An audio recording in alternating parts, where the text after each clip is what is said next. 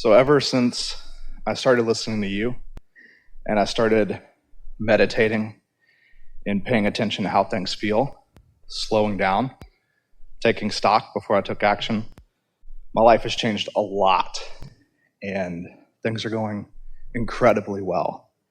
And it's very exciting, but it's a little lonely out there far on the leading edge. Then what's happening there? Because we've been saying that there's never a crowd on the leading edge, but there's certainly enough to be interesting.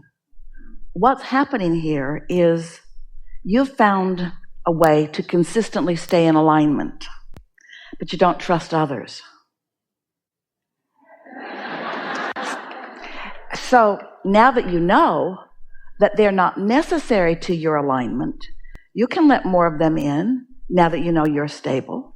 It's interesting, sometimes a little bit of interaction with someone who hasn't quite got it all figured out can cause some more bounces, some more rockets of desires, some more clarification, some more opportunities to uplift, some more opportunities to be uplifted, some more opportunities for clarification. Esther just really recently came into an awesome awareness that even when she thinks about other people, her expectation of others does affect what comes to them. And now that she's so aware of what she's pointing at, she only wants to point as it relates to herself or any other in ways that are beneficial to those that she's pointing about. You see what we're getting at? Yes. There's a wonderful woman. In fact, she was the first one. Her name is Audrey. And she was the first one to begin gathering people to come to these seminars in this area. She called Jerry and Esther and said, I have a group of about 50 people that would love to see you. Will you bring Abraham to Rye, New York? And Jerry said, if there's a Courtyard Marriott, we will. And she said, there is. And so Jerry said, we will. And so that was the beginning of this gathering many, many years ago.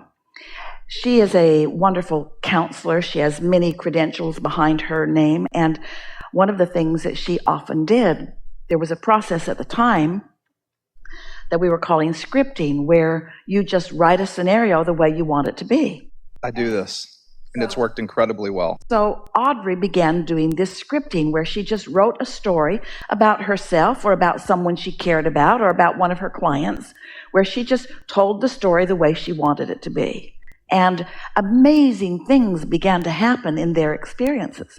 So when you hold someone as your object of attention and you think about them and you script about them, law of attraction will bring evidence of your relationship with them to you, and you won't feel lonely. You'll feel integrated. You'll feel influential. You'll feel tied in. You'll feel a part of their upliftment. Because when you are an uplifter, it's so satisfying to be aware of the upliftment that you are emphasizing, yes? I want to get back to that. I really loved doing that. It felt euphoric to speak these things into being, speak into what my physical body would be like, the homes I would live in, the travels. Yeah. And so many of them have come true. Yes. And I would just start to think bigger and bigger, more exciting, more interesting. Esther's been playing a game where she takes a sheet of paper, draws a line down the middle, and writes satisfying on one side and unsatisfying on the other. And then if something occurs to her, she just draws an arrow whichever way it points. So let's say that we take the conversation that you began with today, and you talk about how clarity has come to you and your application of this has come to you, satisfied, you're thriving relative to so many things, feeling so good, satisfied, but lonely, unsatisfied. So you draw the arrow that way. Now, take that subject of it's a little lonely out here on the leading edge, and then see if you can find some way of making that lonely feeling or that unsatisfied feeling, that dissatisfaction, feel more satisfying. You might say to yourself something like, well, for a while, I wanted to stabilize, and so I sort of drew into myself. And that was a good decision for you to make when you were feeling a little unstable. But now you could say, I'm feeling so stable, I don't believe that instability could be mine under any conditions. And so now there's no reason to isolate myself from those who might be thinking differently than I'm thinking, because that's the name of this game. Diversity is the name of this game. And we all have something of benefit. Esther was telling someone the other day that she loves the feeling of winning when she's co-creating with someone, maybe a house builder, maybe the car salesman. It doesn't matter who it is, win. And Esther was acknowledging that while she likes to thrive, she likes them to thrive too. And if in engagement with someone, if they're not winning, then she doesn't win, because their winning is such an important part of her winning. Because when you're an uplifter, you want to always be doing that. And that's sort of what we're talking about, isn't it?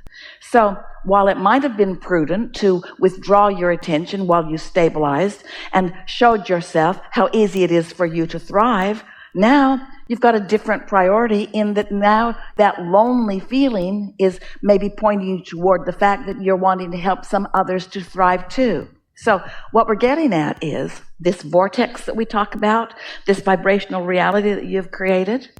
There's all kinds of people that you've put in there. People who you care about, who are in there. You care about them. And so you must find satisfying thoughts about them. And sometimes they don't behave in satisfying ways. Which means you've got to find a way to be satisfied anyway.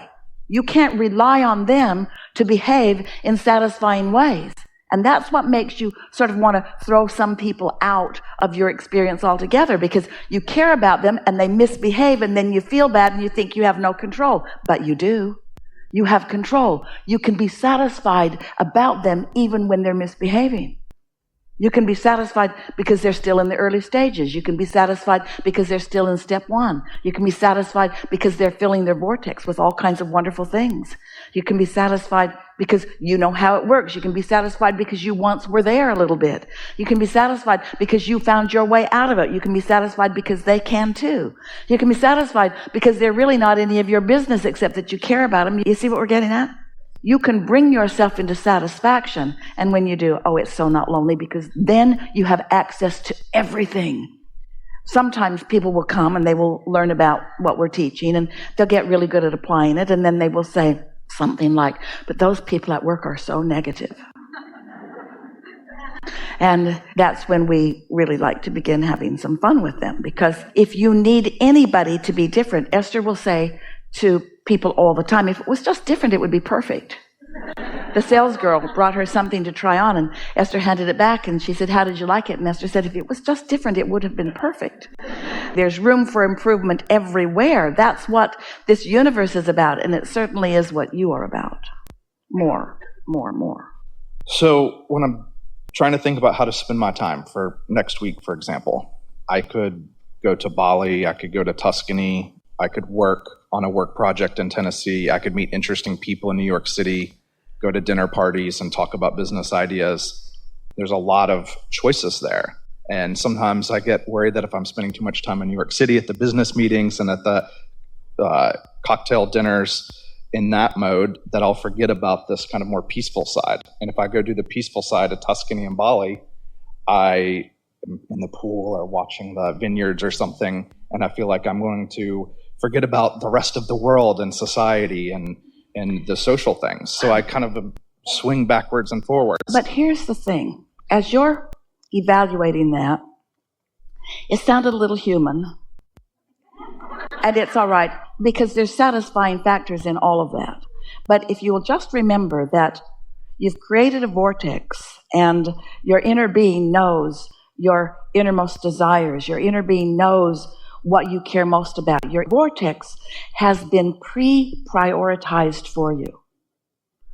All of the cooperative components have been gathered, and some of them are readier to pop than others. Some of them have greater potential for earlier satisfaction than others. Just like the plants in the ground, some of them are ready to harvest and some of them are just getting started. As thoughts are turning to things, the harvesting factor on some of them is more ready for the plucking than others. So if you just put in your mind mix, what would be most satisfying? What's the most satisfying way I could spend my time? By asking that and really meaning it. But before you do that, we think you'd be very good at it now, but we want to have a conversation with all of you about something really important, and that is, have you taken the time to identify and isolate and practice what the feeling of satisfaction really is? Do you know what satisfying is? Because it's not just relief. If you've had your tongue hanging out with meetings, and now you think about going to Tuscany and sitting in a winery and just sipping some wine and looking at the sunset, that might feel like relief, but is it satisfaction? Are you following us? So most of you can feel the difference between relief. In other words, we've noticed about all of you for a very long time. You get focused and things really get rolling, and then you get so busy your tongues are hanging out, and then you say, I need to slow down, and then you get bored. So you go from bored to overwhelmed and bored to overwhelmed and bored to overwhelmed, and you rarely stop in any long phase of satisfaction, but you could. So if you take a little bit of time when you find yourself feeling utterly satisfied to stop and think about, to identify it, and then to isolate it by really acknowledging just how satisfied you feel, and then think about what the cooperative components are that are causing this feeling of immense satisfaction.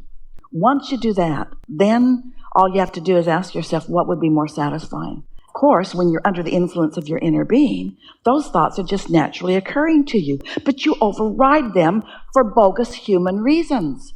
It's like your inner being, because your inner being knows what's in your vortex and knows what's ripe for the harvest and knows where the greatest potential satisfaction right now is. Your inner being will give you an impulse to that, but so often you override it because it's not productive enough for you, or because it doesn't seem quite efficient enough. Doesn't seem like I should go from here all the way to over here. Shouldn't I go here, here, here, here, here along the way? There are so many human factors that aren't good factors. Your inner being really knows the path of least resistance to a steady stream of satisfying moments in time. The question is, and we talked about this earlier with someone here today, do you feel worthy enough to let yourself stay in a state of chronic satisfaction? Do you? Do you? Do you? Do you? Almost none of you do. You feel like you need to pay some price, or you need to demonstrate something that makes you at least appear to be worthy of the good stuff that's flowing. It's a rare one of you who could really say and mean, really know it and mean it when you say it, that you really believe that you are worthy enough, that you should be able to get on a trend, on a trail, on a track of following the guidance from your inner being that just leads you from one wonderful moment to another, to another, to another, to another, to another. Most of you aren't willing to do that because you don't feel worthy of that. This is a big conversation. Now, there's certainly plenty of worthiness going on in your experience, or you couldn't have allowed all the good stuff in that you've allowed in. But there's always room for more improvement, isn't there? And you ask the question of us, and the answer is chronic satisfaction. When you really mean that, then the universal timing that is so interesting just displays itself to you constantly. And that's when you begin to feel maybe a little lonely, because the universe is performing just for you. There's not a crowd of people that were with you that day that hawk swooped down right across your car, right at that moment when you had a thought that the hawk was confirming, but you knew it. You knew it. You were the audience of one that the whole universe is focused upon. Do you feel worthy enough to accept that? Most don't. Most need a big crowd to gather so that everybody could kind of be in on it. The universe is there for you, fulfilling everything that's in your vortex. We like this conversation. Did you get it? I think maybe I'll hear it better when I replay, but to trust that what I'll get the impulse to listen to the impulse. It comes at the right time.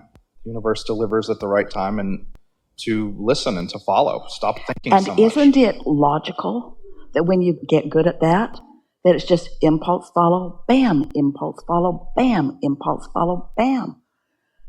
And that all of the intentions that you hold would be interwoven so that your satisfaction and others' satisfaction are all woven together.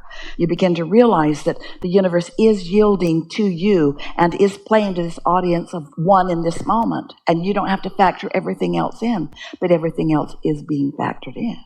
Your desire for humanity is part of your point of attraction. Your desire for upliftment of humanity is part of your point of attraction.